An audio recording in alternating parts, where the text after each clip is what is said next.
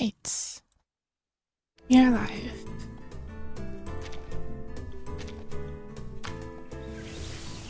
Time to continue this.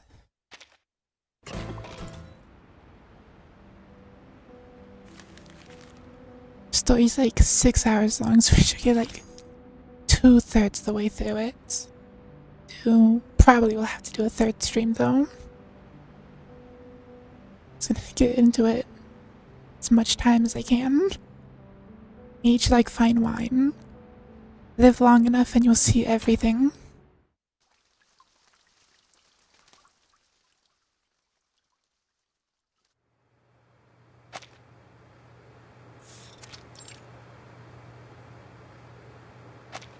The fan whirs loudly, yet the room is just as hot as the outside. The doctor gently lays the unconscious girl down, resting her head on her lap.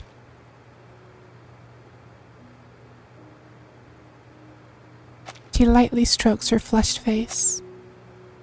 So you weren't even traveling together, and still you brought her all the way here. You have a good heart, Miss Kimberly.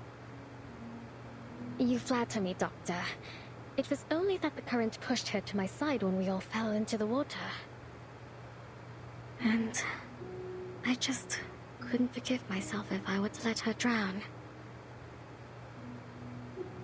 An accident, or perhaps fate. In fact, she and I had met briefly before, in Texas. We didn't part on the best terms. Sometimes we find ourselves in quarrels, even among friends. No, we aren't.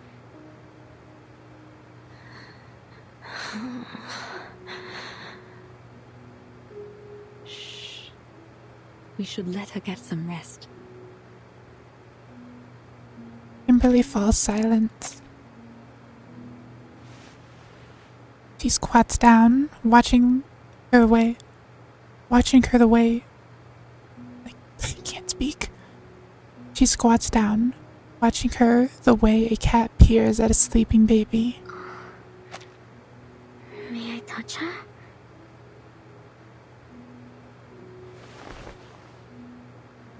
Fever is one of the biggest dangers here, though it's still better than diarrhea and vomiting. I'll take her to the veteran's residence for further treatment once her condition stabilizes. It almost looks like she's only sleeping. Are you two really not friends? Seems to me that you care for her very much. She helped me. She was kind to me on the ship. The bloody ship. I don't know what happened. Shh. Hush, please. The doctor presses a finger against her lips, a gentle smile on her face. My apologies. She has the face of a guilty child. As I said, it was only twice that we'd met. And somehow, both times turned out quite terrible for me. The doctor strokes the feverish patient's hair. It's beautiful, almost the same color as hers. Her hair is so silky. It's smooth and soft, like fine rain in my hands. Doctor gently combs the hair with her fingers, slowly untangling the matted strands. First it was Tuesday's motel. Things there turned into a right mess, and I didn't find what I'd lost. Then, in that manner, just as I was about to enjoy a bit of dinner, that wild girl burst in. They caught me, threw me into a tower, and locked me up. I was stuck there, waiting like a lamb to be slaughtered. But you've made it through. You're safe with us. No one is going to hurt you here. Thank you, Doctor. Kimberly gently takes the feverish girl's hand into her own. It's limp and slightly rough to the touch. The blurred memory of her sister comes to mind, whilst the wrinkled, warm faces of her friends cheering her on. Goodbye.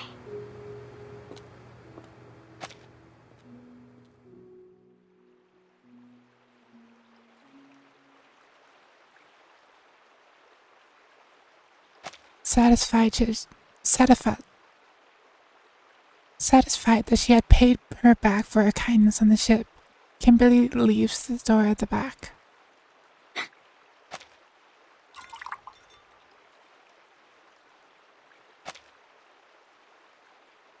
The little ship in a bottle is waiting for her on the other side. Leaving your friends so soon, lass? Well, come as you are. I'll give you a lift. Perhaps we might have a bit of an old jaw along the way. After all, it's rare indeed to see one of your kind out and about these days. A lift? Pardon me, madam, but I'm not sure you could bring me anywhere. You're a little too small and a little too stuck in that bottle. Born from the 16th century dreams of exploration, she awakened and slumbered once again until now, time in which there are no more uncharted lands to discover. Climb aboard, matey. So where's our heading? Or shall we go for a ride on the river? Don't be shy, I aim to make a friend of you.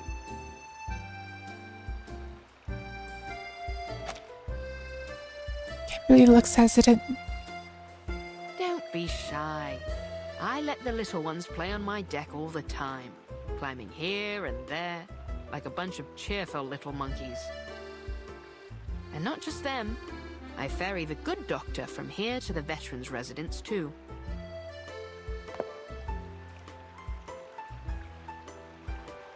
You'll have to wait till we reach the sea to see me at my full size. Once the water opens up, that's when I'm really free. Sailboat slowly drifts away from the doctor's hut. Now, I ask again. Where are we going, mate? Can't just let the wind decide our course. Why not? I should like to go somewhere nobody will ever find me. Confusion, chaos, escape. Perhaps tomorrow would be just like all those yesterdays. I'm afraid there's precious few places like that anymore, lass. I've spied the globes they've got nowadays. Seems like every last step has covered the four corners and back. But aren't you a strange sight, lass? You know, I've seen your kind before. Beautiful to look at, aye. But there's a darkness in you that lies beneath the surface, isn't there? But you're not like the rest of them, you'd say. Well, I would sooner believe in a map to El Dorado before I'd swallow the idea of a succubus with a heart of gold. So, is that girl your master? Did she have your seal? If that were true, then heart of gold or coal wouldn't matter for none. You'd be as thick as old tar. She's been found out. She's a member of a once ancient race. Of an ancient race once wanted, even hunted, now forgotten by the world.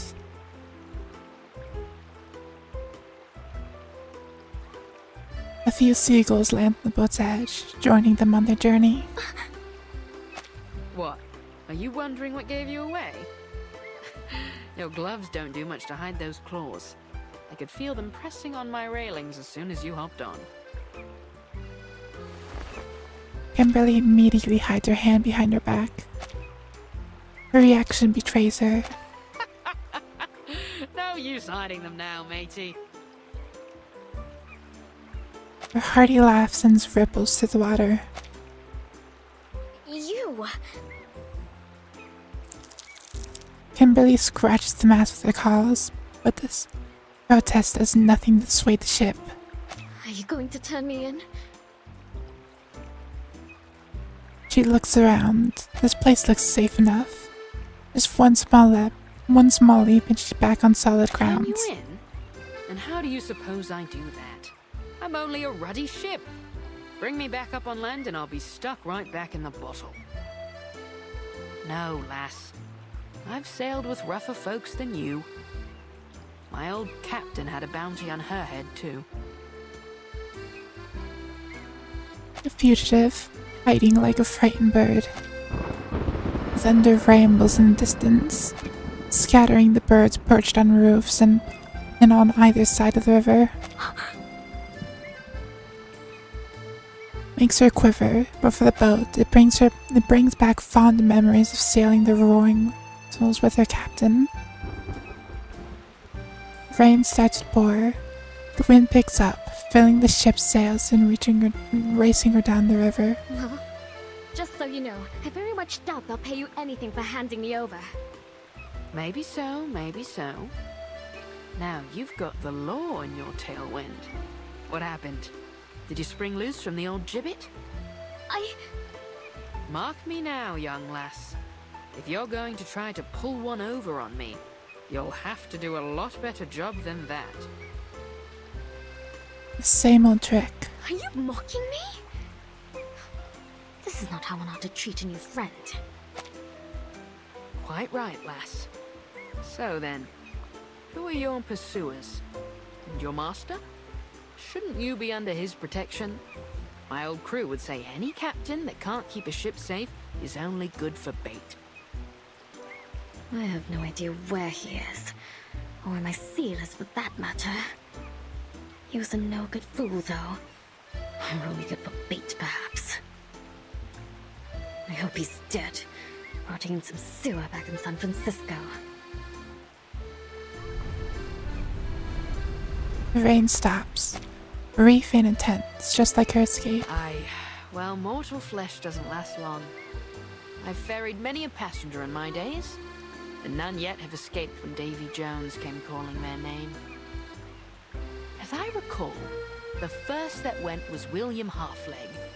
He lost the other half in a fight at the port of Southampton, hanged on the governor's orders. And Edward the Red Hand, a nasty piece of work from the Low Countries, loved a bit of throat cutting, until he got his own throat slit by some fool in a ramshackle pub on Tortuga.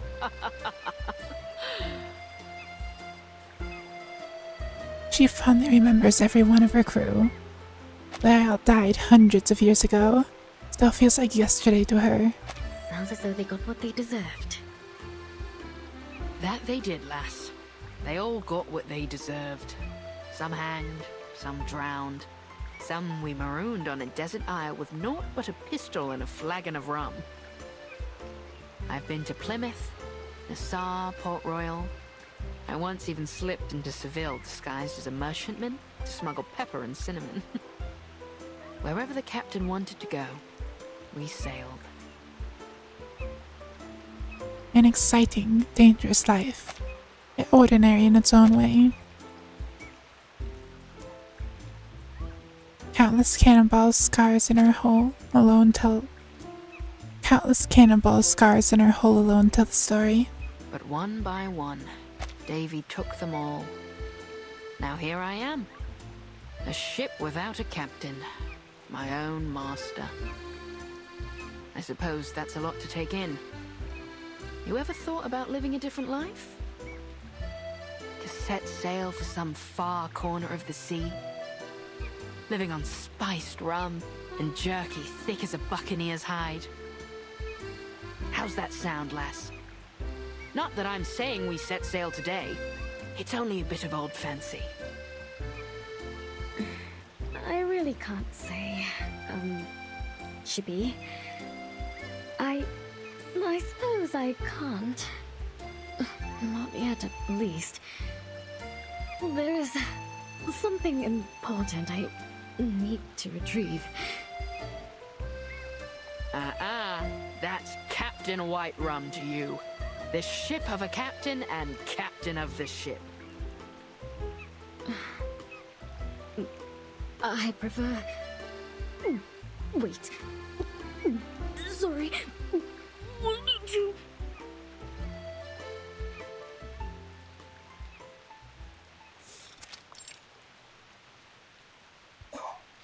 As the ship docks, she leaps back ashore, doubles over in an alleyway and reaches. Seasick? I hadn't thought your kind capable of it. Ugh, I didn't expect this either. A can rolls over, gently hitting her foot. Annoyed, she kicks it away. Not far away, a few boys have been practicing their soccer skills with it. One mischievous boy kicks the can back towards Kimberly. What now? This time, she picks up the can and angrily throws it at the boy's head. Caramba! I like this girl, she's feisty. He straightens himself up as he slowly makes her way toward her, a cocky grin on his What with face. the Brotherhood, Gorota? You apologize, now we might just let you go. Don't you know that Lord Santos is back? We can make this rougher for you if you like. Careful, me lads. I wouldn't pull those knives. Things may go rougher than you'd bargained for.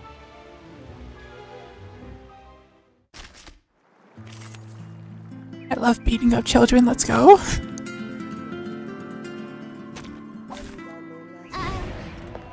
I'll do my best.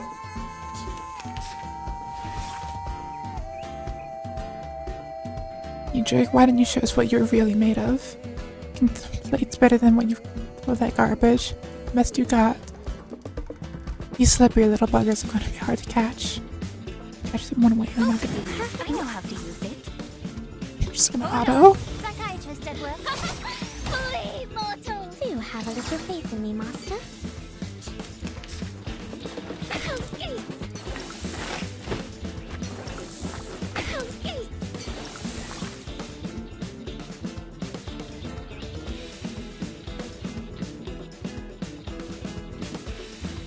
Perfectly understood. Or this one. Keep calm. Please, allow me. Great. No mistakes.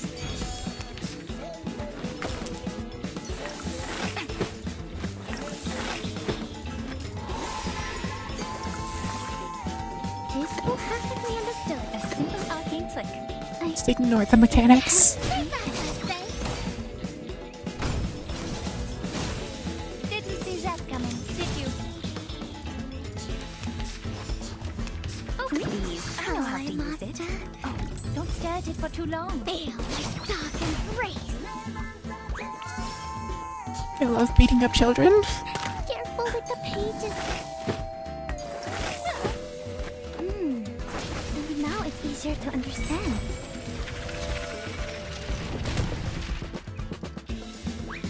Sweet dreams.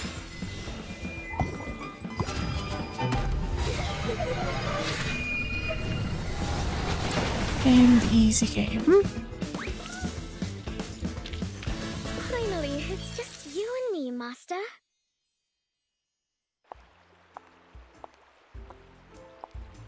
The boys are no match for her. Not so tough now, are you, boys? Try this again, and I'll make a mince out of what's left of you.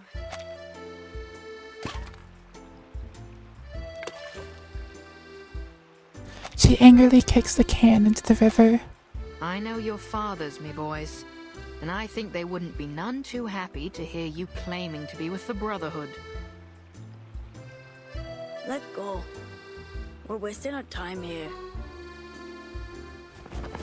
The boys scurry off, muttering under their breaths. Bilge rats, the lot of them. Not even fit for the apostles. Brotherhood always lets their knives do the talking. If there'd been any doubt of what you are, lass, that fight sure cleared it up.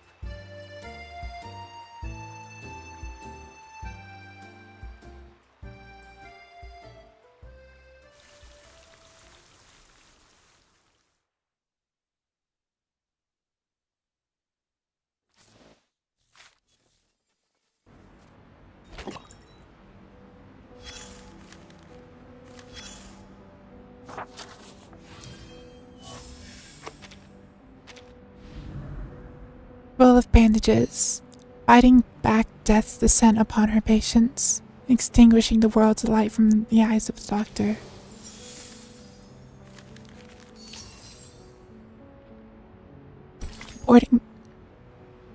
Boarding the white ship, pursued yet eluded, seen yet unseen.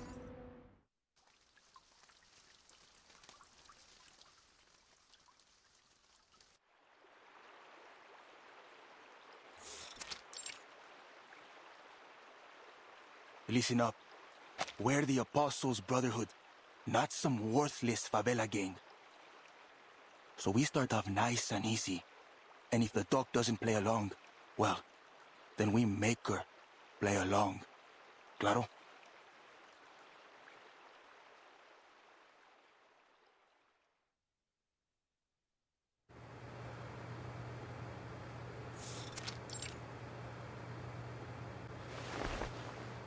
The feverish girl looks to be doing much better than before. Dr. Doris is crouched beside the bed, gently wiping her face. Few uninvited guests burst in. Hola. How can I help you, gentlemen?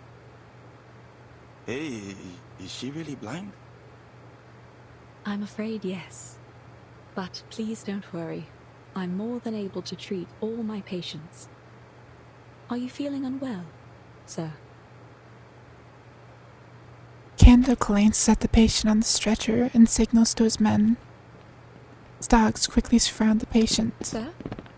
We heard that you're a good doctor. We got someone who needs your help. You're Dr. Doris from the Veterans Residence, right? Yes. And may I know who you are? I won't turn away a patient, but I'll also need some assurance that you can be trusted, sir. So, is she coming with us or not? He kicks over a cabinet, causing the test tubes within to smash in a small explosion on the floor. Did you hear that? Sounds like some kind of explosion near the clinic. Should we go back? It could be an accident, but she's got away with her equipment. Doubtful she's the cause of this. Steady on then. Let's hurry back and see for ourselves.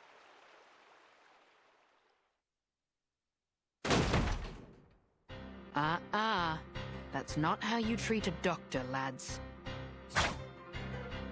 The thugs instinctively draw their knives, habit developed in their line of work. What are you doing to her? Lord Santos would like to have a word with you, Doctor. That's all. You're not taking her anywhere. Don't you see she's taking care of this girl? She bares her claws, digging her heels into the ground. Yeah, I'm not asking for permission, sweetheart. Kendo snaps his fingers. Grab the doctor. Ice the rest of them.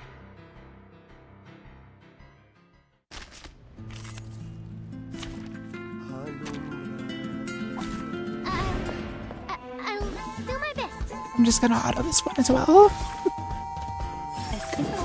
This one. Oh, don't stare at it for too long. Like a metaphor. You have a little faith in me, Master. Off my hair. Perfectly understood. I know how to use it. Ew, it's dark and great. Didn't see that coming, did you? It turns gray. Careful with the pages. I look forward to punishing you. A simple arcane click. Would you care to lie down? I can't make it. Great. No mistakes.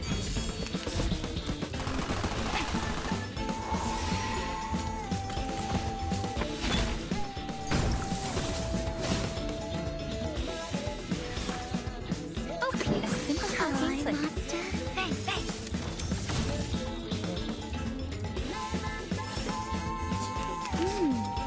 And now it's easier to understand.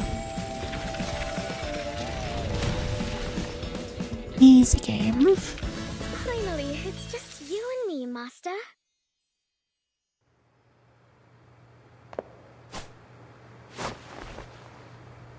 Kimberly clasps the head of her thug in her claws, poised to crush it, but she hesitates, glancing back at the doctor. Stop. Enough. I won't have you fighting in my clinic.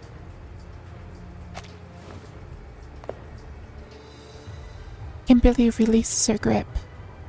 Doctor? But they've got the girl, Doctor. The feverish girl's unconscious body has been thrown over the shoulder of one of the thugs. This lady definitely isn't from the favela. So what's she doing here? She's ill. She needs my help. That is all I ever ask. Well, all we need is you, Doc. So how's about we make a deal? You come with us, we let the rest of your friends go. Understood? So be it. She doesn't hesitate to accept. Please, Doctor, stand aside. I'll happily take care of these rats. I have no doubt about that, miss. However, once violence starts and blood is spilled, there will be no end to it. For now, I would be happy to meet with the Senor Santos and seek out a peaceful resolution. Yeah, these aren't exactly the peaceful type. See? We can all be friends. Doug pushed the feverish girl towards Kimberly. Burton, Kimberly catches her, holding her tightly in her arms. If she doesn't wake up tonight, take her to the veterans' residence first thing in the morning. All right, get the doctor straight to his reverence.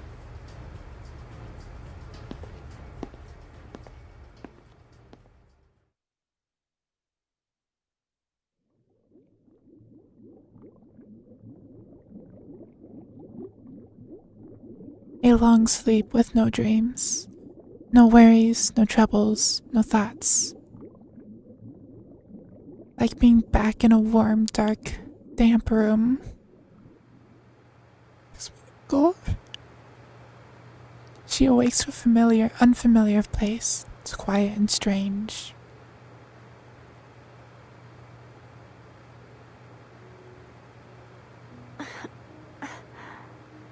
Have a good rest, did you, Sleeping Beauty? Burton! You've missed quite a bit. All terrible, I'm afraid. A talking ship inside a bottle. A tiny, floating fortress in the water. Beside her, a worried Miss Kimberly. Where am I? You and this lass were drifting down the river after your ship went down. You'd have met Dr. Dorez had you woken up a little sooner. Doctor? Dr. Dorez. Yes. She's a doctor from the veterans' residence. She saved you from the very claws of death. She...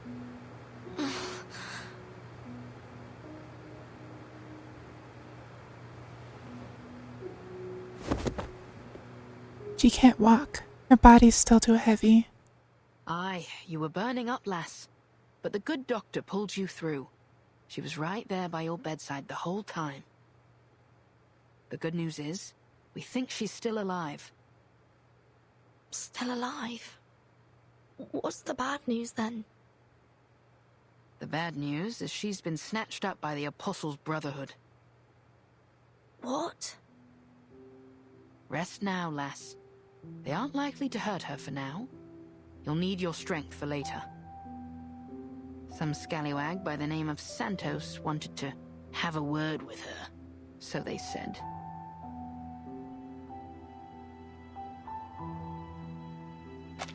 Everything has gone to hell since that ship sank. But Lepera and Sotheby, where are they? There's a shooting pain in her arm. I remember we all fell into the water.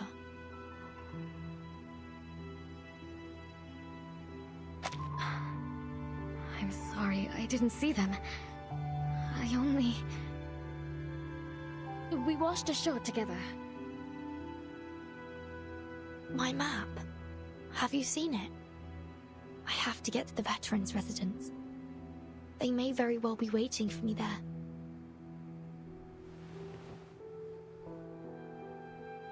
Come on your feet.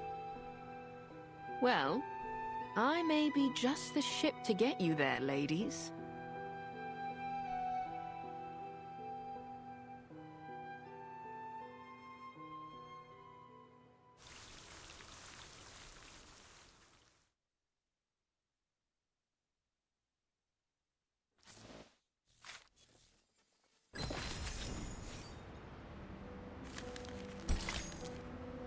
He dispenses Justins, Sao Paulo style.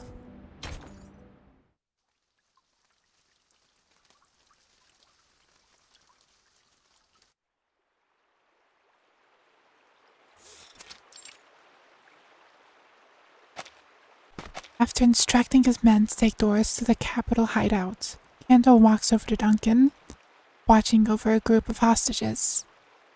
You're a clever one, viejo. I like working with your type.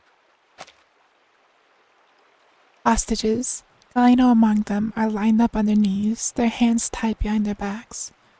Kanto has ordered they be taken to the manor. Much appreciated. I've tried to pick up a thing or two over the years. You've had plenty of time to learn, a man of your age. By the way, what about that girl? Where'd she go? Sotheby is missing. Dunno. Maybe got scared away. You know how little rich girls are. I'm certain she's found her way back to her daddy's bodyguards. She'll be no cause for concern. Fine, fine. No need to worry about this spoiled little girl. Now this bastard, on the other hand. Indo kicks Galeno hard in the stomach. Leave the boy be.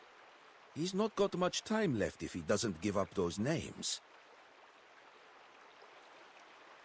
His eye darts around, keenly scanning his surrounding. Kanto has left with about a dozen men, but only come back with 9. Hot enough out here? Luckily, I've got a bit of vino left. You a fan of wine, Senor Marcando? I'll fetch some for us, and all the brothers and sisters here. Let's drink to the Brotherhood and the opportunities that lie ahead. You old fox, I see your game. But why not? We could all use a drink. You, over there! Keep a watch on this guy. Don't let him get away. He gives Galeno kicking backside as he leaves.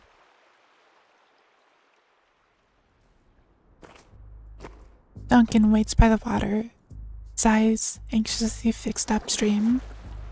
Eventually, a small boat carrying Mulper and a few men rows into view. Finally. The boat docks. They jump ashore one by one, carrying spiked wine in their hands. Duncan, you nearly had me there. When did you plan all this? I've had it brewing for a while, but things have been changing fast lately.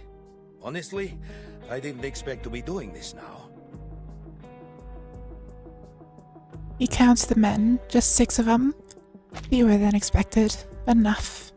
There's enough snoring syrup in the wine now to put them all in a dreamy, deep, deep sleep. Oh, but might it have had a stronger effect if I had included a dash of slumber belladonna in the recipe? This will be more than enough, little lady. We only need to get them to drink the wine. Then?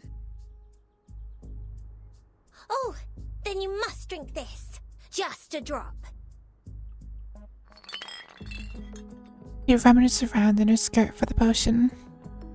Eventually, uses a bottle of thick, pine green liquid.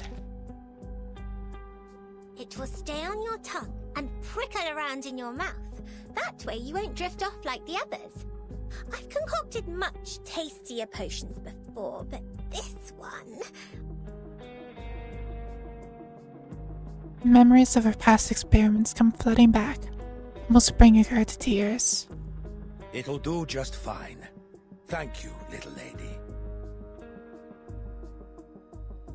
He smiles as he takes the bottle and downs its contents. He raises his flute, signaling the next step of the plan. Pass me the wine and wait for my signal. When you hear me playing this flute, you'll know it's time to strike.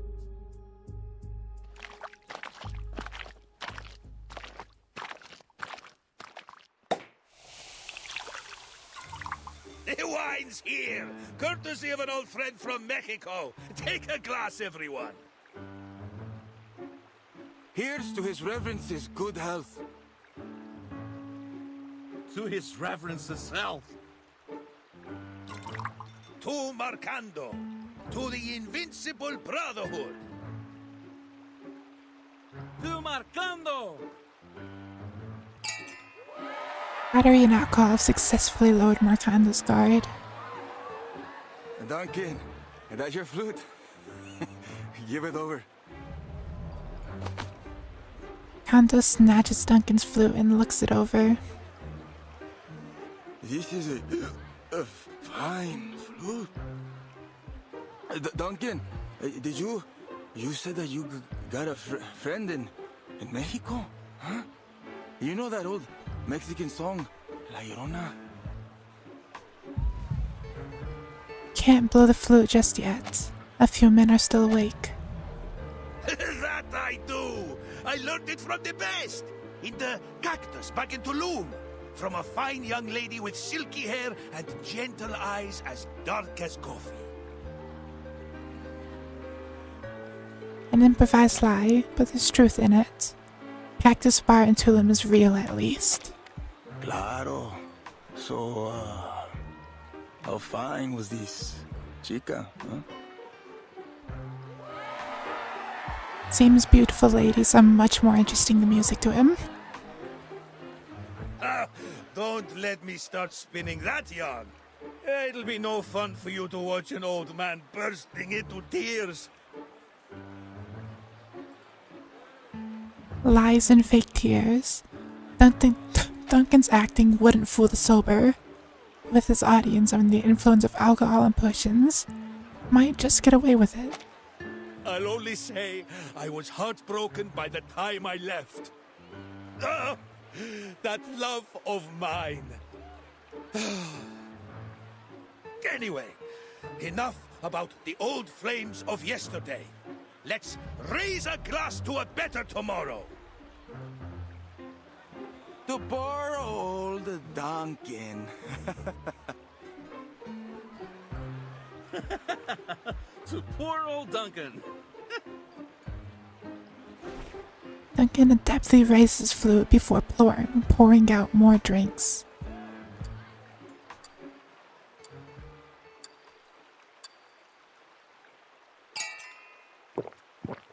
He feigns joy, drinking and laughing with his new friends, until they're too drunk to stand. Every one of them is utterly inebriated. And on his hounds pass out one by one, but they're all fast asleep. It's time. He blows the flute. His companions jump into action. Good. Good music. Who are you?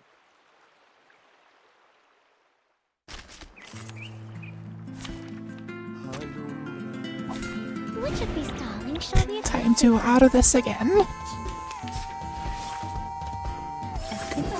This one, perfectly understood. Hold on, psychiatrist at work. Like a metaphor? Hi. Please, allow me.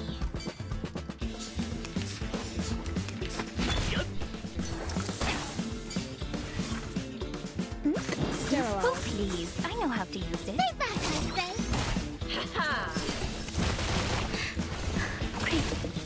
Easy game. Oh, there's a round two. Or this one. Would you care to lie down? Get out of here. I can't make it.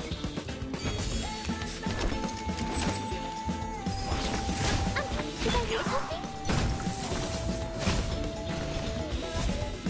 Oh, please. I don't have to use it. Ew, it's dark and great. Didn't see that coming, did you? Please, mortals! And now it's easier to understand.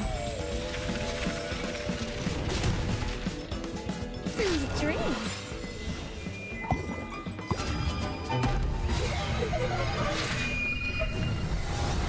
True.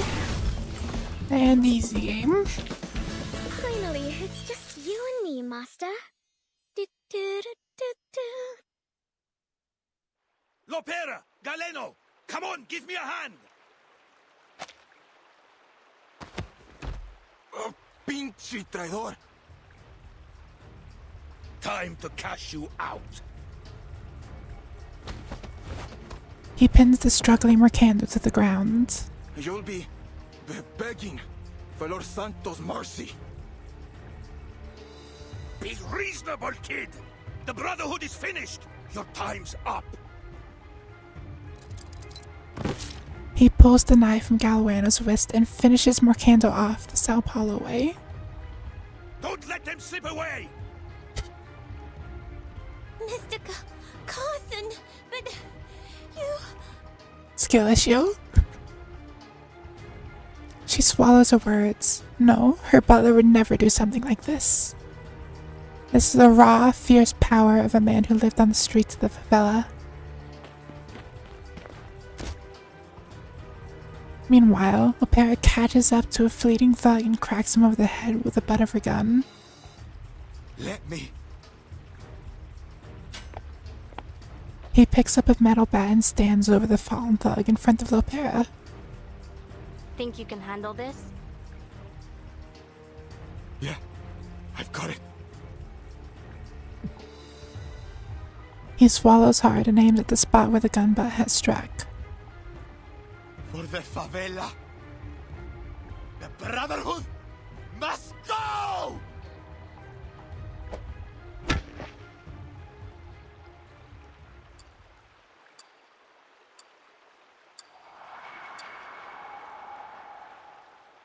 The battle is over. Sorry to put you through all that, kid. Don't mention it. If this means we can get rid of them for good, it'll all be worth it. So what's next? Next, Zeno will come around to pick you up. But first, we've got to get back to the veterans' residence. Unease spreads among the group. They exchange a few glances. No, senor. One of you has to stay. The people need to see you, or they'll worry that you've deserted us. I can make it there on my own. Stay with him, Duncan. And me! An unexpected volunteer steps forward. I've seen there are many sick children here in the favela. I'm certain that I could do something to help them. I'm not sure it's a good idea, Sotheby. The favelas can be dangerous if you don't know them. The brave young lady can stay with me if she likes. I'll keep her safe. What did I miss? Doris, the doctor that was helping Vernon, got kidnapped. Mercando got his throat slit. And, yeah, beating up the cartel. Elena and the others nod. What do you say to that, little lady? Miss Sotheby is never afraid. It's decided then. Lopera, head for the veterans' residence. Tell them what happened and contact Admiral Igor from there. All hesitation leaves Lopera's body when she hears her father's name. Galeno, You've done us proud, kid. If I were king, I'd have made you a knight. Who knows? Maybe the little lady could do that for us. But first, young Galeno, we'll seek another deed worthy of knighthood. It's time we fight for our people.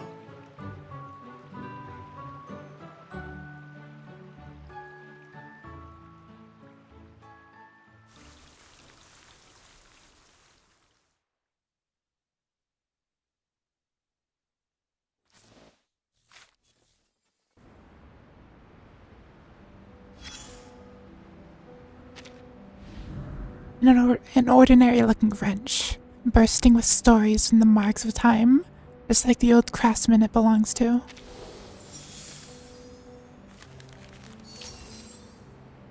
Silent night, holy night.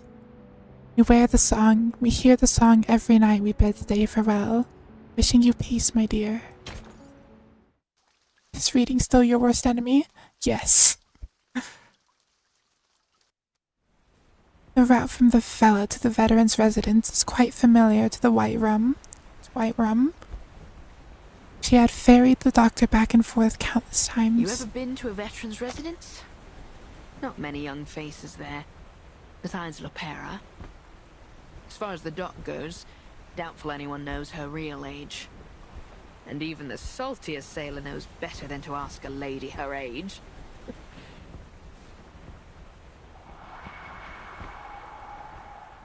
Strategy to never read. I mean, you have to read at least sometimes. Keep your brain healthy. I see that joke missed the bow, so to speak. No. It wasn't a bad joke at all. Really. A joke would usually warrant some kind of response. Aye. Thanks for the kind words, lass. But best to leave old Flotsam where it lies. Read everything on your screen. I mean, theoretically that would be possible, but I am far too lazy to program that. Hey Marina, the veteran resident brings out some snacks. There's plenty of sugar to go around this neck of the woods. Have you been filling this sweet young lady's head with your tall tales, Shippy? The little ship used to live with the doctor in the veteran's residence. Today she returns alone. Neither one of her two passengers is her old roommate. Sorry to show up without proper notice. Oh, don't worry about it. Any friend of Lopera is a friend of ours. Oh, if you'd come a couple of days earlier, we would have introduced you to Senor Duncan and Dr. Doris. But they've not been around in a while. That's a shame. I was looking forward to meeting them. Hopefully we'll see them soon. Kimberly wanders the courtyard. He's still on guard, but seems to be oddly familiar with this place. With studies, I might keep the string on the background. Just make sure you keep studying. You know, I knew a girl who looked just like her. A caregiver here way back in the 60s. Back when this place was called Heartfelt Home. She scratches the chin of a kid in her arms. But it can't be her now, can it? Besides, I'm old now, and my memory is a bit fuzzier than it used to be. May I see Dr. Doris's room? She wouldn't mind, but please be careful not to move anything. Is that one over there, dear? She never locks the door.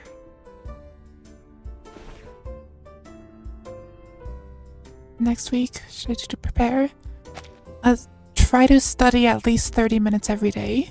Cramming, I would not recommend cramming. It is not good. You'll tend to forget things far more easier. Place looks no different from other rooms in the courtyard. Door is slightly ajar. Green vines hang from the roof. The weathered walls bear the passage of time. This simple little home. Kimberly stands by the door, a stray cat in her arm. She scratches its belly. How dare you scratch me! The cat leaps out of Kimberly's arms and grabs one of the vines and clambers over the wall of the veterans' residence. Get back here, you fluffy rapscallion! I'll have your tail, you hear me?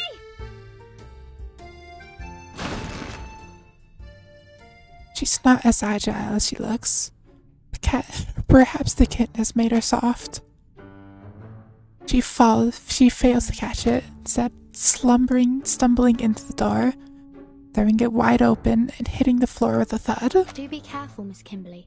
Just like me, for real, for real? How did that happen? And how long have you been standing there? Just a little while. Funny, I've never thought to open a door like that before. Come along, let's take a peek inside.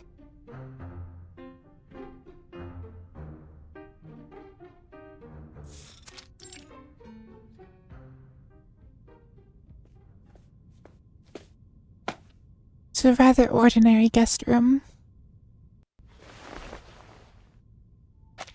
Why she kind of look like the scary lady from a month ago? Probably because she is. Except there's a peculiar white marble sitting on the window. Has a red button on the armrest. The marble feels familiar. No memories come to mind. Odd how they both have the same kind of familiarity with this place. Huh? What's this red button on the chair? The button seems totally out of place, as if daring someone to press it. Kimberly takes a seat and curiously presses the button.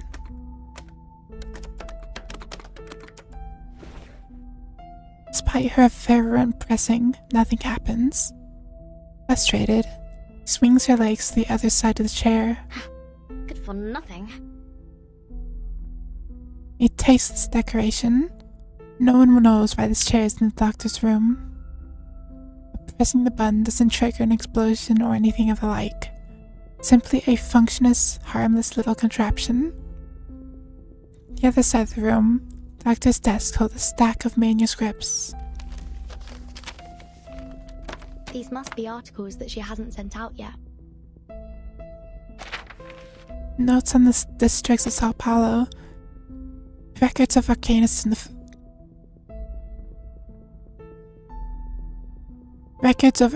the favelas. Investigations of plantation economies in northeastern Brazil. She's a good woman. And her room smells like a good woman's room. You don't find many of those around these days. What makes you say so? Well, firstly, she did save your life. And secondly, it's hard to explain. Good people have a smell. A pleasant one. My nose has never been wrong. Burton. We'll bring her home safely.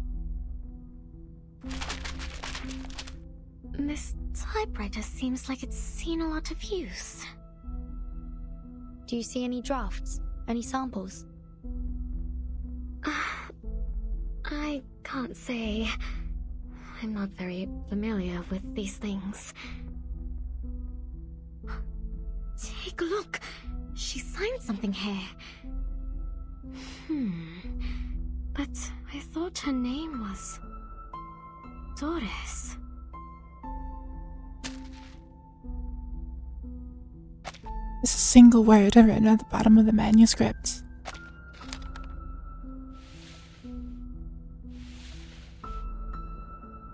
Bird.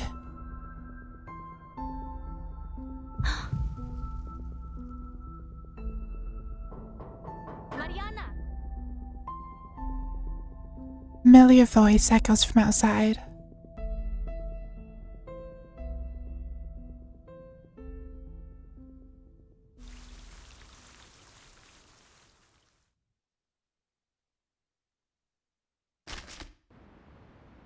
even without the stream on.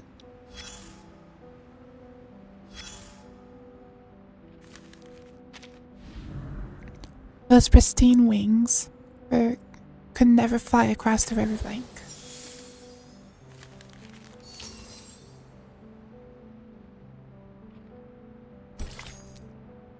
Light a candle in memory of the departed.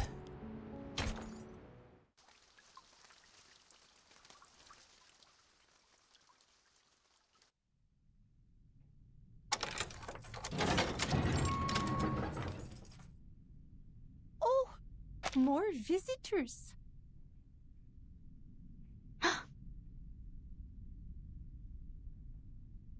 Slapera, she's safe. But where's Sotheby? Thank goodness. You survived too. What about Sotheby? Oh, something happened in the favela earlier, so she decided to stay there. Don't worry, Duncan's with her. We've got bad news. Dr. Doras has been abducted by the Brotherhood. What? Idiotas! What's wrong with them? Ugh, guess I'll call the base. Mi viejo will figure something out. Think me, Lepera! I thought you'd been sent to Davy Jones' locker. Ivram soars through the air and lands squarely in Lepera's arms. Veracity of the embrace is enough to knock a grown man to the ground. Why did you think that? I'm tougher than the stubble on the chins of the old geezers here. I'm like you, a ship that'll never sink. Timekeeper? Who's that over there? Kimberly is peeking out through the doorway. Only a sliver of her face is showing through the gap. Kimberly? Did mi viejo let you go? She's been released. Oh, Timekeeper, let me explain. When we were routing out the deserters, we found Kimberly hanging out with the Manus thugs. Pa took her off somewhere, and he always has a plan, so I didn't bother asking where she ended up. Hey, come over here and say hi. When did Pa let you go? Or did you sneak out somehow? Kimberly's eyes shift, her claws tense, as if ready to spring into action at any moment. I think, Miss Kimberly, didn't you pull me out of the water?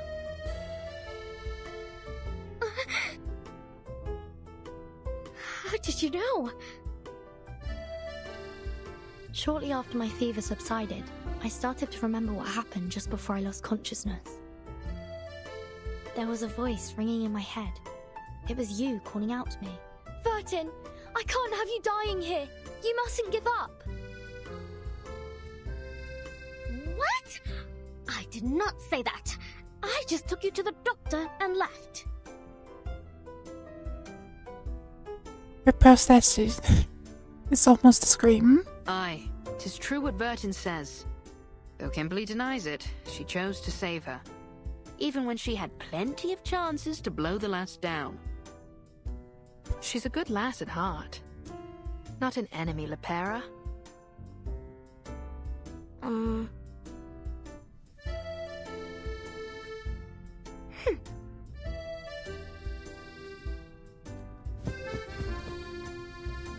Lepera lowers her guard, offering a friendly wave to Kimberly.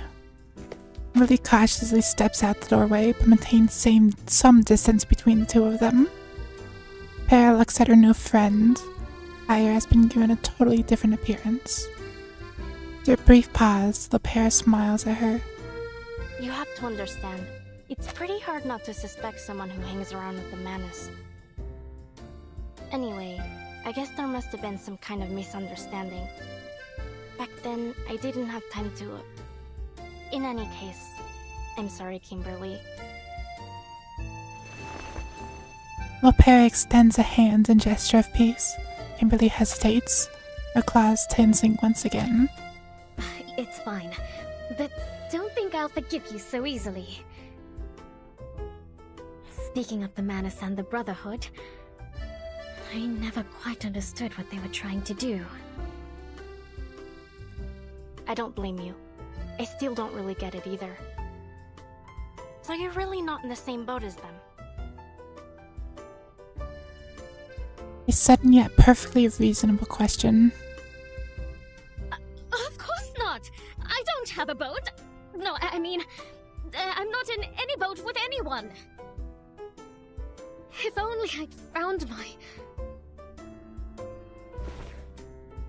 She looks around as if she's forgotten something and finds nothing. Listen, I don't know who it is you're looking for, but it's not me. I've already told you everything I know. If I'm not welcome here, now get out of your way. Just...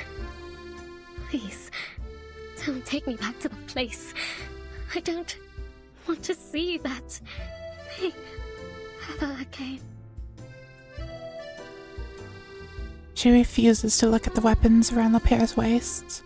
It's an strange sense of rejection or fear, or something hidden deep within her heart. All right, girls. If you want to have a chat, at least take a seat first. It simply won't do to have you all standing around the entrance like this.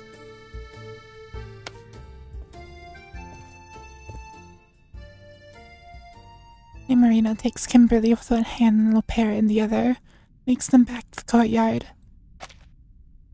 When they arrive, she tells them it's for them to snack on. Eating candy is bad for your teeth, Bobo.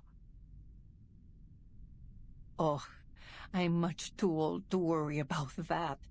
When you reach my age and just waking up each day is a blessing, you'll eat whatever you want, too.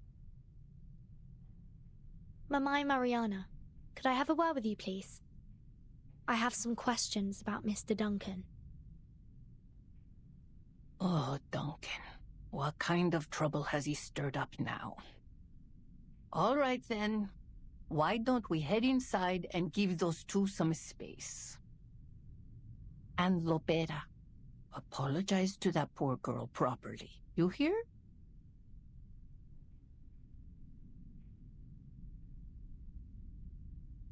Every last friend is worth remembering. Mi viejo released you, which means you can't be trusted. And you saved Verton's life too. I guess I shouldn't have been so hostile towards you. Here, have a drink. As a token of my apology. She hands her a warm cup of something dark, has a rich smell. Salvadoran coffee. Great if you need to pull an all-nighter. Kimberly raises her cup to her mouth with both hands, and curiosity sticks her tongue into the liquid. Curiously sticks her tongue into the liquid. So bitter! Yep, bitter like the old days. Lapierre falls silent for a while. He glances at the gun around Lapierre's waist. You know, back in Colombia, my father did horrible things to his plantation workers. Well, my biological father, not Igor. Lapierre looks off in the sky and laughs randomly, as if she just spoke of a stranger rather than her flesh and blood. He said, "No, that's not the sound of gunfire outside. The workers are setting off fireworks. They're celebrating." But they weren't fireworks. He betrayed his workers, his compatriots. It wasn't a celebration. It was a massacre. After that, I ran away from home. One day, the Admiral and Molly found me. That's how I joined Zeno. Betrayal's as common as dirt here. Comrades, friends, family, anyone could sell you out. And for cheap, too. I hope you can find your boat soon. You know, a place where people have your back. Can I not drink this? Of course. Don't force yourself. I know the taste isn't for everyone. He clings cup with her new friend. Carlota Lopez Rivera. That's my full name. Bit of a mouthful, huh? Sarah stretches out her arm, closes one eye, and lines up the moon between her fingers. She closes her fist but catches nothing in the air.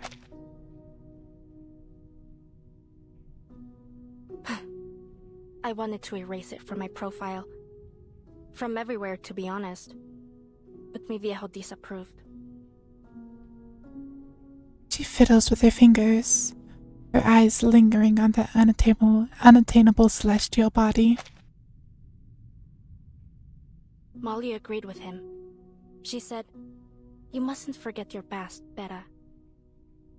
So I let it go. But Lopera sounds so much nicer, so I preferred to go by that. And you, Kimberly?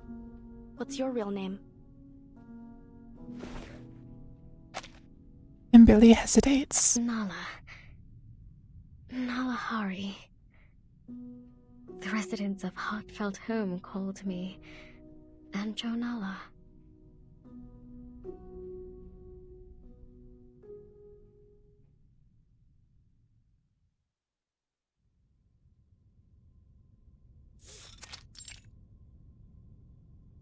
How long ago did Mr. Duncan move here?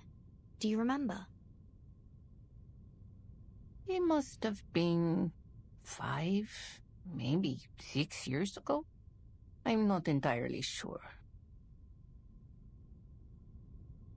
5 or 6 years ago. Nowhere near the 20s. What's going on? Do you have any photos of him? Marina nods and pulls out a photograph from the storage room. We do have one, but he's been gathering dust for years. Let me see. Here. This is him.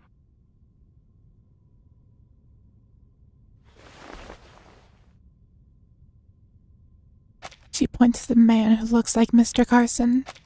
I know a gentleman who looked just like him. His name was Carson. Did Mr. Duncan ever go by that name? The old woman blows dust off the frame. No, not that any of us are aware of anyway. And I've known him since I was a medic in the army. Back then, people called him Duncan the Dauntless, or the all-powerful Duncan. I never once heard Carson or anything of the like. Sorry I couldn't be of more help, miña querida.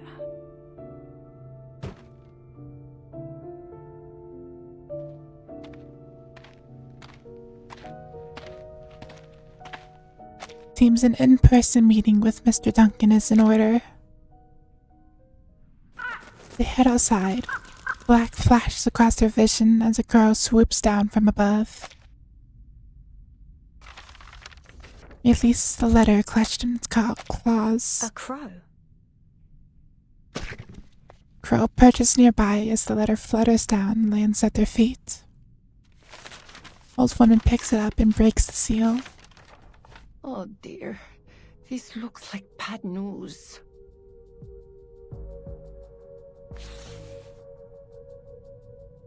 Santos. It's a cleanly written ransom note signed Santos. Dr. Doras is being held captive in the Colonel's manor. He's given us 3 days. He says that if Zeno doesn't return the deserters they detained, he'll execute the doctor. Yeah, about that. Kind of already executed. Mamai Mariana, please contact Admiral Eagle. We need Zeno's help.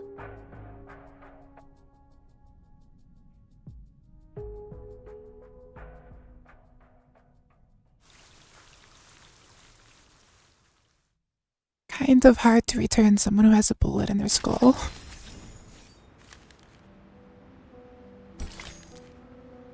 The sleepless man. Now the die is cast.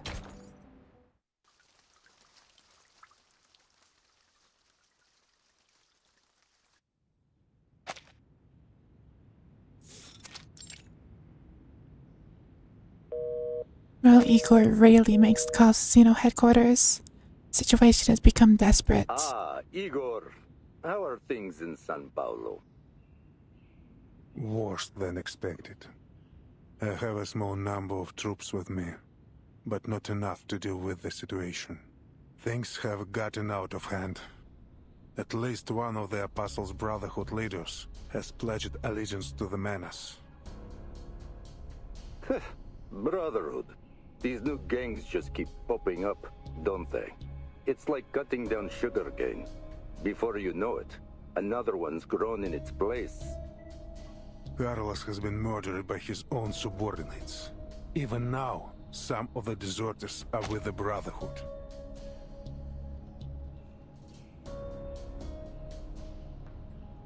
This news is met with a prolonged silence. Did you catch them? Some have already been executed. The rest will be transferred to headquarters for interrogation. Good. What assistance do you require, comrade? An army. A reliable one. An army? I'm afraid that's not possible. We simply don't have the men to spare. It doesn't need to be large. Just dispatch my sentinel unit from Buenos Aires to São Paulo. A loyal army led by the children he raised himself, comprised of orphans of war born in Xeno's cause. Or, at the very least, Saint-Remy. Ptolemy? Ah, one of your orphan children. That seems like a feasible solution. Yes. His parents died fighting for Xeno. All my children are loyal to a fault. Officer Carlos was shot in the head by one of his own men in this very office. I need soldiers I can trust. Ah, so the fearless Igor is afraid of death after all. An officer was killed by his own soldiers at his own base. This is an immense stain on Xeno's honor. However little honor they have left, Igor clings to it like a leaf to a tree in winter. Indeed. If everything goes according to plan, you'll see your unit shortly. Now, it's just a matter of time. The Admiral tosses its dice in his hand. Up and down, up and down. He receives the same oracle, the same answer, like the inscription on the Bishop monument. It's internal, unchanging. His heart is a hanging lyre gently plucked. An ancient verse rises in the old Admiral's memory. Dark omens, ill prophecies, it's all whispered from his lips.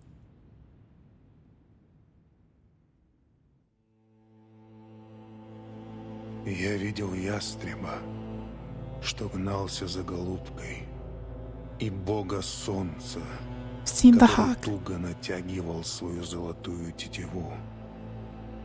Я наблюдал, как приветствовали деревянного коня на наших землях, и как из священного фонтана текла кровь птенцов. Да, но человек с решительным умом и гордостью знает, что его город выстоит, его стены будут крепки, и он будет непоколебим, как ядро земли. Какой грех. Жребий брошен. Белый саван покроет его, и он будет окутан мраком.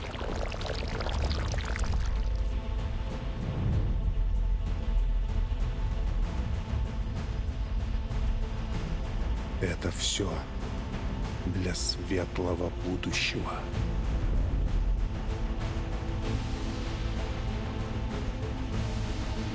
Лучшее будущее для всех.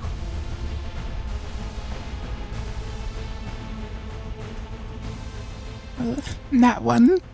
So many nat ones. Unlucky.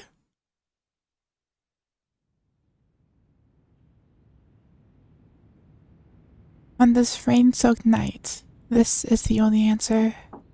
Admiral. Come in.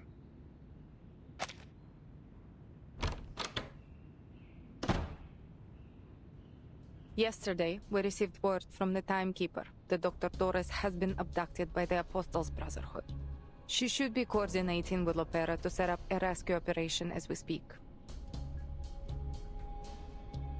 She breathed a sigh of relief. Dr. May has been abducted, but at least the Timekeeper is safe. Also, that girl who escaped, Kimberly, is with the Timekeeper. She claims that she was released. Just play along with your lie. There's no need to tell Lopera the truth. The Brotherhood has demanded that we exchange the detained deserters for the Doctor. Forgive me for issuing instructions without your consent, but if we refuse or ignore them, I'm afraid they'll execute the Doctor. He knows full well the ways of these thugs. What arrangements did you make? Moldea tenses up a little, unsure of how her father will react to her decision. I told the Timekeeper that Xeno reinforcements would meet her at the veteran's residence. Since Lopera is familiar with the place, I also asked her to scout out the rendezvous location. She already did. If you're referring to Doris, no, she was just abducted.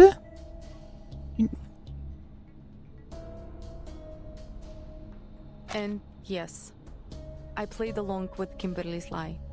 I assumed you would have done the same, Father. Very good. While the Admiral refused to talk to anyone last night, his daughter had been modeling her actions after him. Your squad will soon arrive. Take them to Lopera at the rendezvous point and bring the Doctor back. A squad? The Admiral gazes out the window. He scans the barren fort, the weathered stone, the vines slowly wearing away at the walls. How did this come to be? I've spoken with headquarters. All going well. Telemi and the unit will arrive soon. Moldea's body relaxes a little. A smile grows on her face. I see. I can hardly remember the last time we were all together.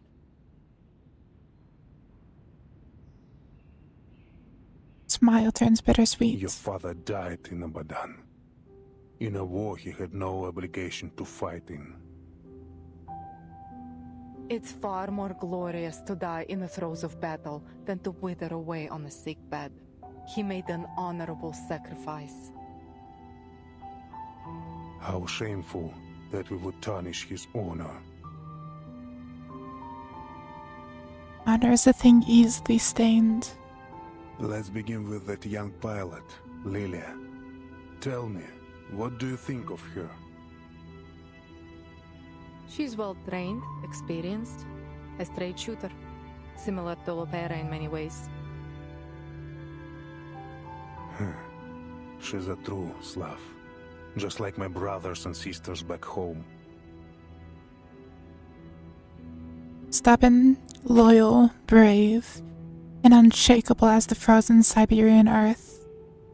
I suppose she's luckier than Lopera, not destined to become a traitor like her. Lopera is still a child, really. The Admiral closes his eyes as he remembers those who fought beside him. So many lives have been lost. In wars, in the storm.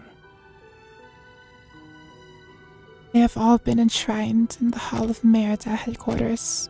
What do you think Lopera will do? She's your child, just like me. I think she will stand with us.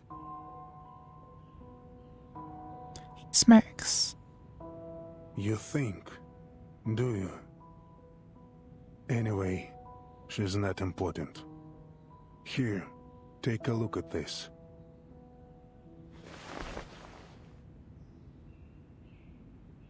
An invitation. I will not wear it. Nor will you. I promise you, not one of us will wear this thing.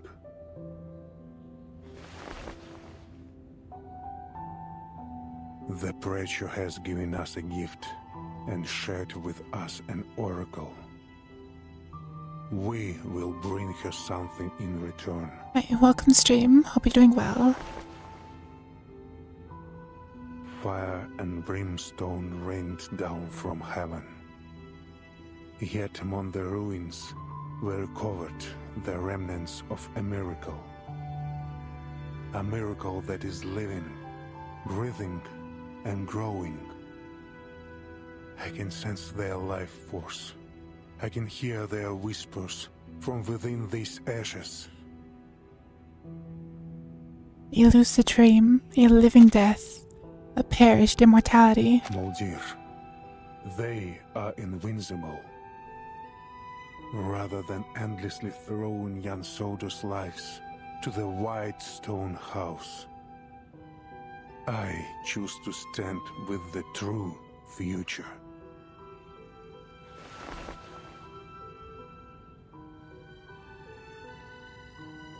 I will always stand with you, Father. Yeah, so Igor's definitely gonna betray us. Not already.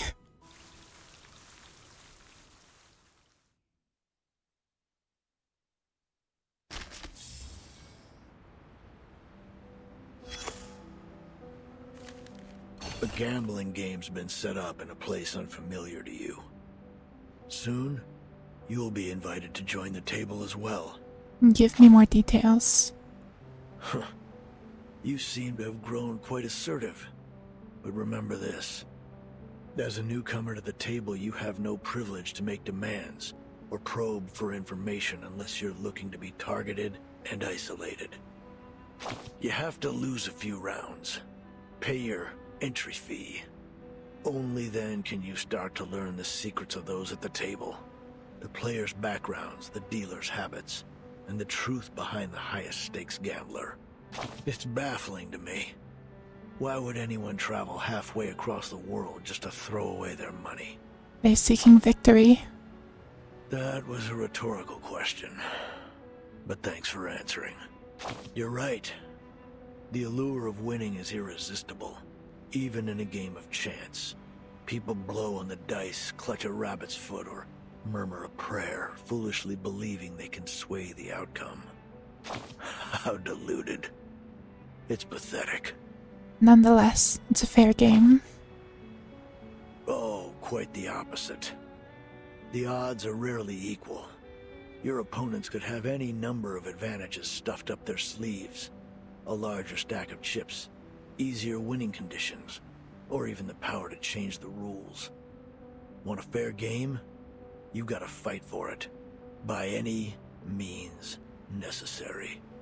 All on red. The white suits always play it safe, carefully hedging their bets, while the black robes plot to overturn the table. Clever countermeasures. Clever? More like cretinous and atrocious. Once the table's flipped, there'll be nothing but chaos. Who would bother to set it right again? No one.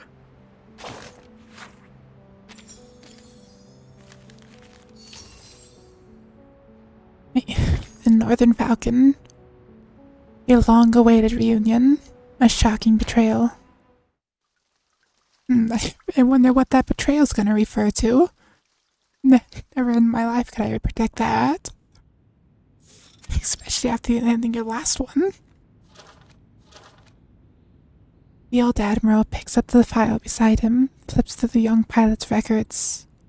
Arcanist. Abuses alcohol. And loves to fight. Messenger. Call Lieutenant Lilia.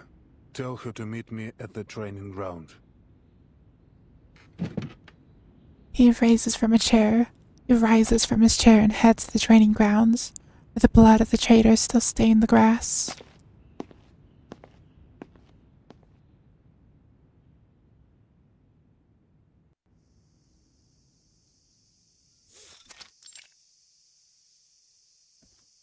Lily approaches the Admiral, her flask clutched in her hand.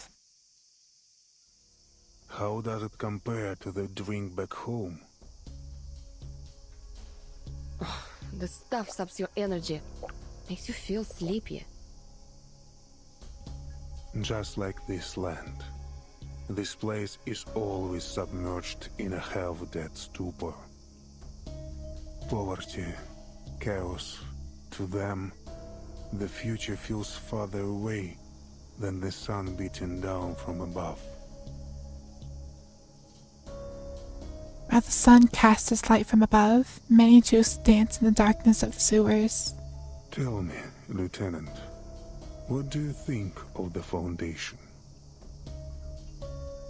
Is this some kind of test? No. Just the curiosity of an old man. I often wonder how the younger generation views the organization. Well, unlike those Manus maniacs, the people at the Foundation are at least open to reason. Don't get me wrong, they're stubborn, but overall, I think they're good people. The Timekeeper's red-headed sidekick, for example. Annetta is too busy with administrative work to join the Timekeeper in Sao Paulo. She's a stickler for the rules, but it's so boring to follow all the regulations. That being said, it would probably be even worse without them. Total chaos, actually. Anyway, at the end of the day, someone has to do the thankless jobs, and the people at the Foundation are the only ones willing to do them. A subtle hint of approval flickers in the Admiral's eyes. As the Foundation's most loyal partner, Xena has always been committed to creating a brighter future for both Arcanists and humans. That includes fighting Manus Vindicta, as well as any other conflicts and chaos in the world. In Sao Paulo, for example, Xeno maintains the city's fragile peace in its own unique way. It's a mindless gun. The Foundation points, and Xeno shoots. Precisely. Countless soldiers have perished in the storm, and they've all been deemed necessary sacrifices. I have to tell you, I don't like Xeno's role in all this. Neither do I. But an order's an order. Even if it sends your soldiers to die meaningless deaths against an enemy they couldn't possibly defeat. Still, we march on without hesitation, pushing our weary bodies deeper into the storm. But how much longer can Xena keep going, Lieutenant? How long until our knees buckle and we fall to the ground? I don't know, and I don't care. She takes another swig of sweet liquor, sweet as the oblivion of a dream. Arcana isn't that. We detected life signs after the explosion of the vacuum bomb.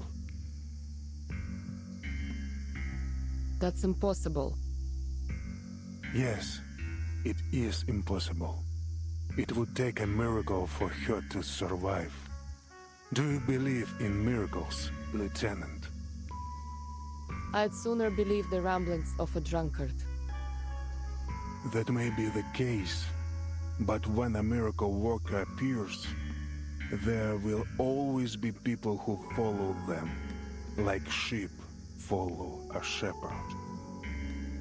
So, When the desertion incident occurred, I wasn't surprised. I was infuriated, however. Not because they abandoned Xena, but because they murdered their own officer. Damn traitors. Back before the first storm, Human and Arcania's troops got along well. We set aside our origins and united under a common banner. Our bloodlines meant nothing next to our bond as comrades in arms. But the storm changed everything. Time rolled back, and with each regression, the brilliance of Arcanum shone ever brighter. Eventually, formed a rift between them. As a soldier, I must obey my superiors. I sent my men as ordered, no question asked. But Igor looks hesitant. does it really make no difference if the place they die a martyr's death isn't a battlefield? Like war, these things are never simply a matter of black and white. Lieutenant, what do you think of the Timekeeper? I trust her completely. Her statement is short and powerful. Sounds like you'd gladly sacrifice yourself for her. We need more leaders like the Timekeeper. Manus Vindicta, the Foundation. They are just two sides of the same coin, aren't they? He sighs again and extends Lily an invitation. The Foundation, the PEC Security Council, Manus Vindicta. Which path do you think the Timekeeper will eventually take, Lieutenant? I trust in Vertzen's decision. Я понимаю. Ты уверен, что Зина не тестирует меня? Нет. К Зине это не имеет никакого отношения. Я сейчас говорю с тобой как Игорь, а не адмирал. With a wave of his hand, he takes his leave.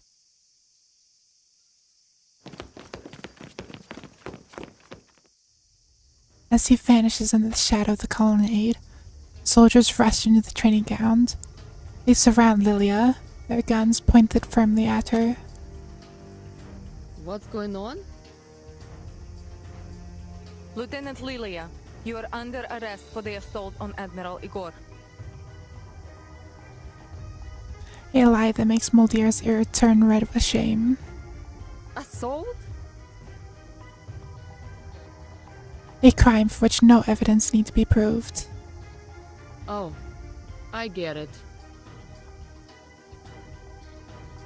She crisps her trusty red 38. After what happened in Texas, it hasn't left her side. Stand down and surrender, Lieutenant. Lilia downs the contents of her flask. Even the booze here tastes lame. Come on then. You're not taking me down without a fight. Soldiers, fire! When you get in Texas, that was the motel thing, 2.1, with Tuesday and like the horror stuff.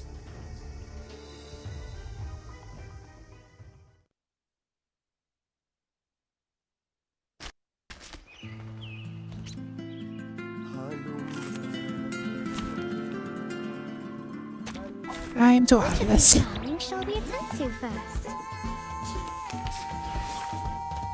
Huh. Bring it on. Show me what you got. You traitorous rats. At home now done studying. I never intended things to turn out this way. Surrender now, Lieutenant, or I'll be forced to hurt you. Me? Surrender to you? You'll be the one who's surrendering. If I even give you the chance. Come on, soldiers. Do your worst. What a shame. Fire at will. Never could have seen this coming. After Igor monologued for like 10 minutes last chapter. Have a little faith in me, Master. Never could have foreseen this.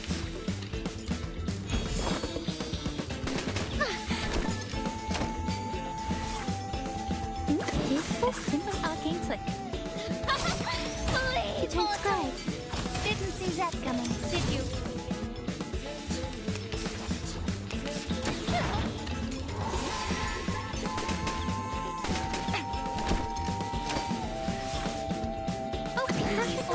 This one.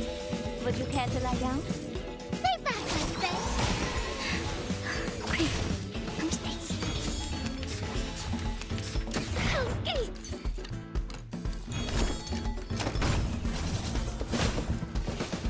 Easy game. Come back.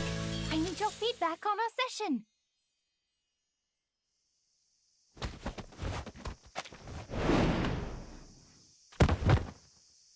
It's useless. There are far too many of them for Lilia to escape. There is no use resisting, Lieutenant.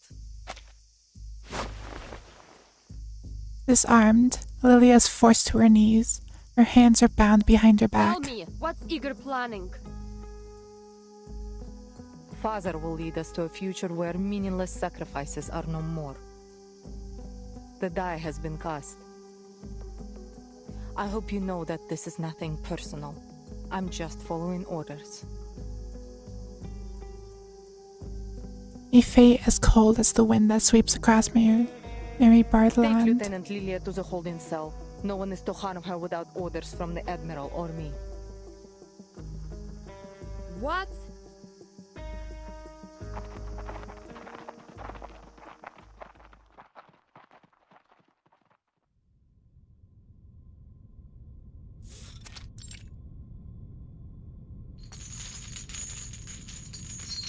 We are traitors to Zeno now, Lieutenant. These words disgust her. She forces them I am out. loyal only to my father. It's a pity, really. I would have liked to work with you in the future. The shackled pilot stares fiercely at Mulder's dark silhouette. How long has he been planning this? Ever since the preacher gave Father a gift and the path to a brighter future. Live or die, Lieutenant. I will never betray my family.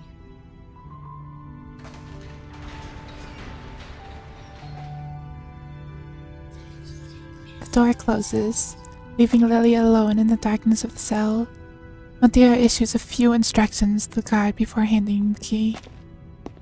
It will soon be time to welcome her brothers and sisters, for there is no turning back from a path the father has chosen. Tracks led by young officers loyal to Admiral Eagle roll into the base, carrying elite Xeno troops from across the country.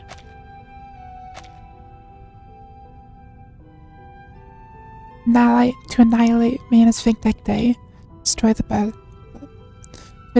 Apostles' Brotherhood, for the future chosen by the Admiral. In a world of lies, the traitor's blade has been raised. Don't worry, young comrade. Just hang in a little longer. Huh?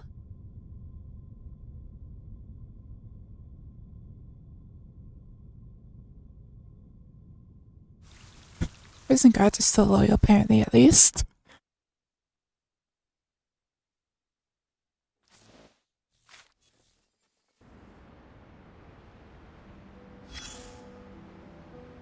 All it takes is one lie to set off a chain reaction, and I'm afraid the butterfly effect has reached you. I have bad news. You've been betrayed. But there's good news, too. A certain flight lieutenant appears to be more loyal to you than the organization she swore to serve. Who's the traitor? You know him. The Admiral who was pitted against an enemy he couldn't possibly defeat. This conflict has left an incurable ulcer in his once lofty heart. Yet, as a leader, he must remain unyielding in both body and mind. Despite his continued victories on the front lines, he made a decision so counterintuitive that even his loyal adjutant found it questionable. The top brass always sees things differently, I suppose. Hopefully he knows what he's doing. Don't get your hopes up. He's more like a desperate patient than anything. Weary from the pain of his ulcer, and frantically searching for a way out. In his desperation, he has clutched at an opportunity presented by none other than the preacher herself. Deep down, he knows he's backed himself into a corner. I'm done hearing bad news. Great. I'm done reading reports anyway. I look forward to your wise decisions. We need some good news for a change.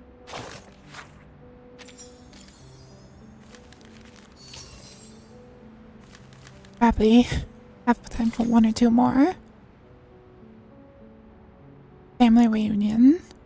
Call for the slaughter has sounded. Unleash the hounds of war.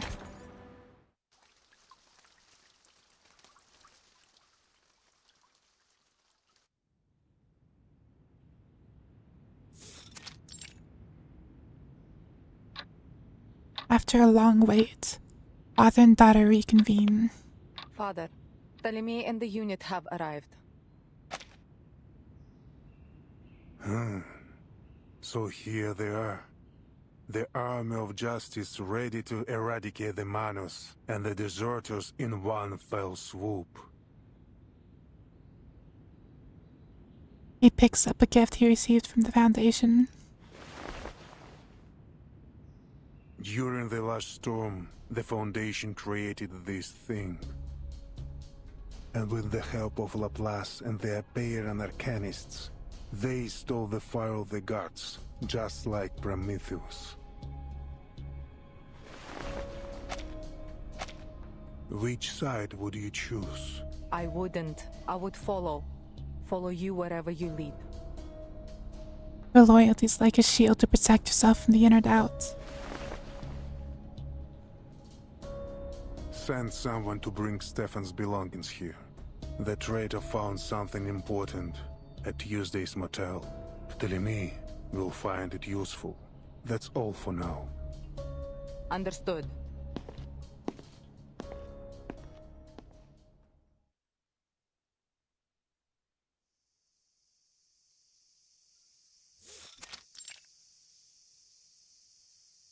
Muldir, long time no see.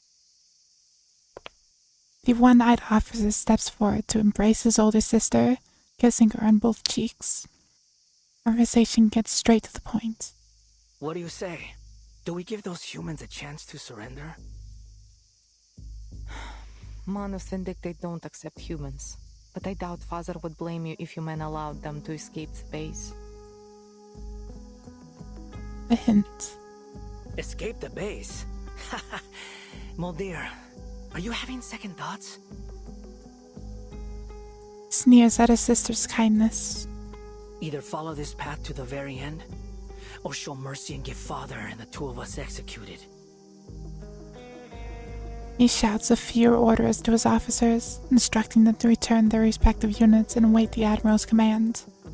So what then? You want to have a mass execution like Lopera did? On what charges? For refusing to join the rebellion? Disobeying orders? Oh no. There'll be no trials. He leans in close and whispers a few words in his sister's ear. Muldir's eyes widen. All my men know about this plan. We're just waiting for Father's orders. They all know? Well, those who are still alive. Only blood and dirt can bury secrets. The Manus have provided us with a miracle that allows us to survive the storm. How could anyone refuse such a sacred gift? Even after the total destruction caused by the vacuum bomb, we still detected life signs. now what did I miss? Lilia's in prison. No one in history has ever been able to do that. Lady Arcana is invincible. I don't care about Arcana. What worries me is that the soldiers who are unwilling to follow us won't just What? surrender.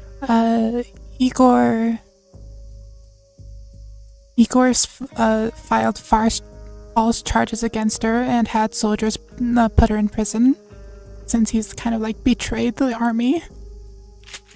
Then we shoot them. His delivery is disturbingly casual. There are only two options: follow or die. I don't think that's... The Admiral strides towards them. Oh, Father. Where are the others? They went to rally the soldiers. We've been waiting for this day for ages. He seems to have known about the Admiral's plan for quite some time. For ages? How long have you known about this? He looks at Pamela, confused and astonishment in her eyes. I told your siblings some time ago. Then Lopera... She's not part of the plan. Her only responsibility is to bring back Doris. Doris? Who's that? None of your concern. You have other things to worry about. Go issue your orders to your soldiers. Moldir, prepare the aircraft. We're going to Tierra del Fuego. All the way to the southernmost tip of the continent, to a place where he can gaze upon the snow, capped land to the south, and feel that icy breeze on his face once again. How many of our soldiers do you think will remain loyal? I'd say about 80%. The Arcanists will follow us. There's no doubt about that.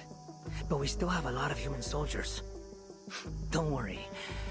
I'll be sure to deal with them. A necessary sacrifice. The spilling of blood will only unite us further. A betrayal of their brotherhood. There will be no escape once blood is spilled. For those who shed blood and those who draw it.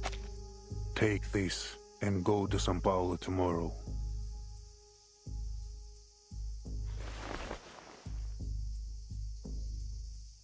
He gestures to the wind-up toy that once belonged to the traitorous officer who stayed at Tuesday's motel, placed beside a G33 syringe and a flying arrow M1903 pistol. Oh, me too? So, if Moldir fails, you want me to use this little toy to get Lopera back? No, you will bring Kimberly back from the veterans' residence. This is Kimberly's seal. As long as it's in your possession, she cannot disobey you. A succubus cannot resist the will of whoever wields her contract item. Bring her back peacefully, if possible. Of course, Father.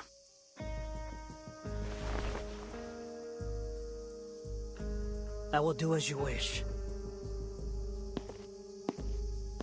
Instructions given, the Admiral leaves. Right then, Moldir.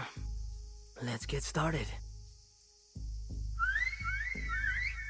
He whistles, signaling the guards begin their massacre.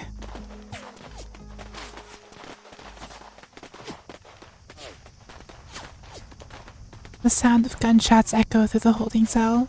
What's going on out there? No one answers. The guard has already left. Lilia frowns. Is the base under attack?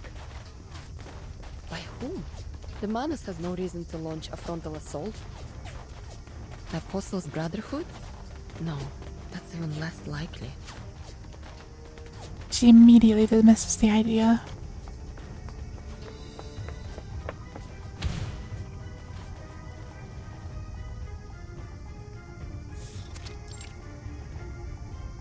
Get out! Quick, comrade! Are we under attack? Just take your stuff and go! The guard hands Lilia her weapons, just as the rebels catch up. More enemies over here!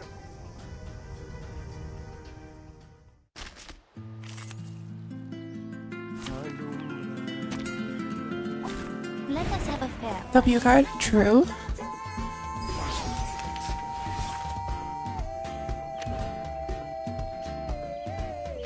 I mean, probably dead now. You can't auto this. You won't let me auto. I actually have to play the game. This one. Fine. Wanna watch the aerial stunts? Time to turn the page. Don't blink. Oh. The horror.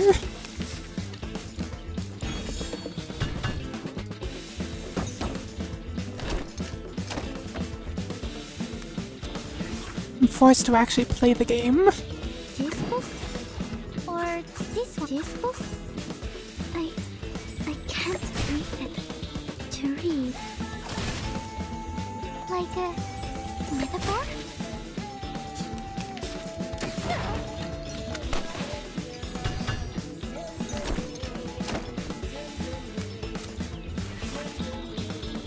Or this one?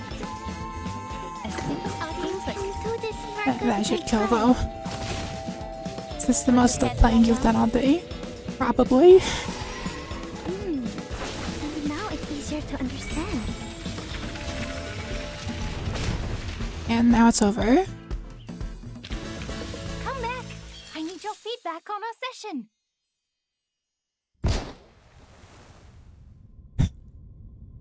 Visual novel? I mean, it is mostly a visual novel, so.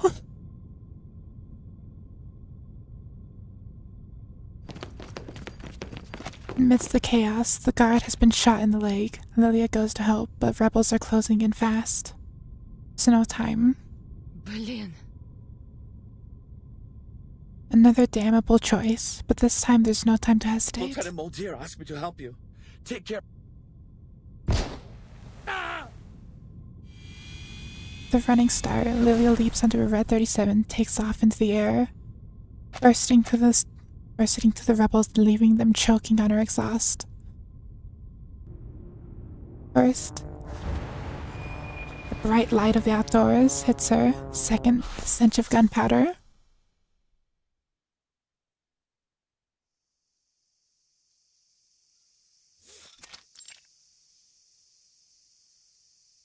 Traitors and loyalists.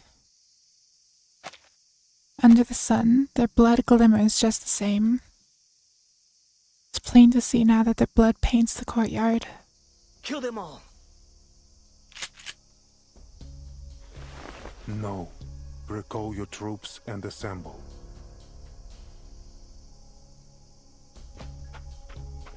The remaining loyalists are fleeing. There's no need to persuade them any further. Almi reluctantly passes on the order. All hands, assemble! The bloodshed stops here. An uncertain end to the battle. The rebels have formed a new kind of blood brotherhood now. Mulder, time to head to São Paulo.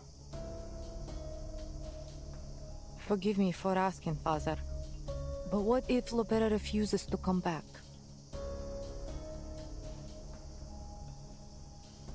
Oh, Mulder, if it's too much for you to bear, I'd be happy to go and see our dear little sister for you. No need. This is my mission. I will get her to come back. Two of them are still linked via the tracker button. There will be no alteration of the mission. Telemi, retrieve Kimberly. The order is non-negotiable. They Mulder board their boats and head to their respective destinations.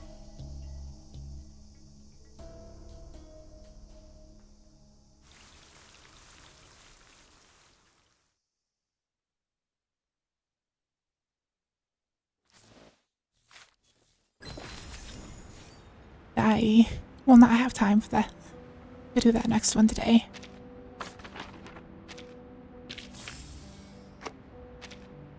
stop there for now. It's raining. Quiet, soft rain. Let's claim all these real fast.